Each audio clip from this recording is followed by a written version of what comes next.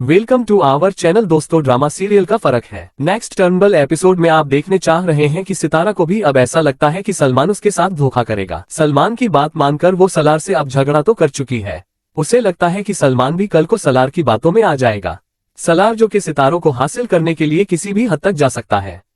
दूसरी तरफ सुरैया बेगम जोरदार सितारा के पास आती है और सितारे को कहती है कि बेटा, मैं तो दुआ करती हूँ कि आप तुम्हारी जिंदगी में सब कुछ ठीक हो जाए। मैं जानती हूँ कि तुम्हारी नहीं थी, निम्मी और किरण की वजह से तुम्हारी जिंदगी बर्बाद हो गई और जो कुछ कासिम ने किया वह भी बहुत गलत किया। मैं चाहती हूँ कि अब सलमान के साथ तुम अपनी सारी जिंदगी खुशी खुशी से गुजारो। यह बात सुनकर एक बार फिर सितारा कहती है कि आप मेरी परवाह ना करें।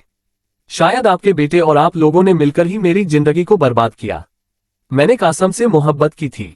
मुझे लगता था कि कासम के अलावा शायद मेरे पास कोई सहारा नहीं, लेकिन इस तरह बेसहारा करके वो मुझे छोड़कर चला गया। मैं तो कभी सोच भी नहीं सकती थी कि ऐसे हालात। बेटा, मैं अब तुम्हारी मदद करना चाहती हूँ।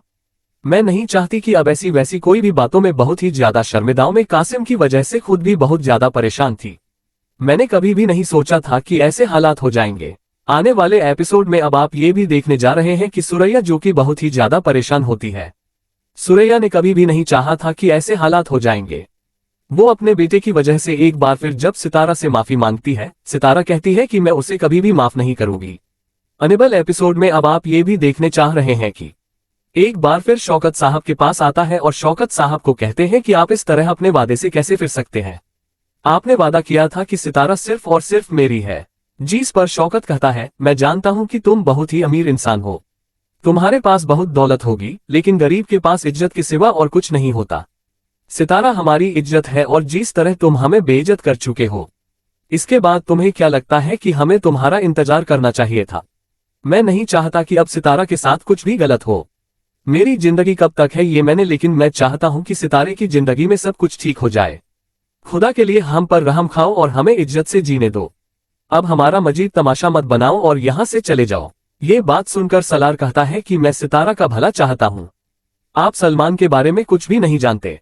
सलमान जैसा खुद घर से इंसान सिर्फ और सिर्फ दौलत की खातिर कुछ भी कर सकता है। ये बात सुनकर शौकत कहते हैं कि जो भी है, मैं इस बार सितारा की शादी के बाद सलमान से कर चुका हूं और उसकी शादी होगी तो सिर्फ और सिर्फ सलमान से, और मैं तुम्हारी दौलत या तुम्हारे स्टेटस की वजह से नहीं डटना चाहता और ना ही कोई ऐसी बात करना चाहता हूं। बस इज्जत से यहाँ से आप चले जाए, यही आपके लिए बेहतर होगा। अब आपके इस घर से या हम लोगों से कोई लेना देना नहीं। ये बस सुनकर सलार कहते हैं कि आप ऐसी बात कैसे कर सकते हैं?